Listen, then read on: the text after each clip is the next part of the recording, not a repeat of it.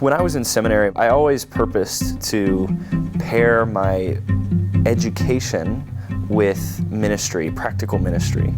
When I came out of seminary, I realized I still, even in the midst of doing this ministry, being a youth pastor, I still need more training vocationally. You learn the theology and the theoretical side of things in seminary, but the everyday, what does a day, a week, a month look like? I had a great training in seminary, but I didn't always understand how right theological thinking could impact my ministry, and Christ Community really helped me connect those dots. The future leaders of the church need to be trained, and seminary usually is not sufficient. I think it's just so rare for pastors to have a good first experience. Having so many friends who've also graduated from Trinity, a lot of their first experience in churches have been difficult, and that has not been my experience.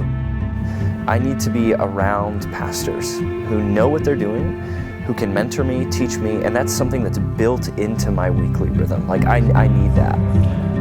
It's a residency. It's a time to take what you've learned and start to practice, accelerating that process of learning and applying. If I had just jumped right into a full-time position without going through the residency, I would have been 5-7 years behind. It was very clear from day one in the residency program that this was not going to be an experience of getting coffee and muffins for the meeting. You're watching how the executive decision makers for a church think and talk and process. Meeting with the elders, debriefing after with the senior pastors. And seeing what happens behind the scenes in church. I had this really unique opportunity of seeing the goodness of reciprocity in teaching and learning. Often as we teach, we learn it more deeply ourselves, and when we're coming in as a learner, we end up having opportunities to teach.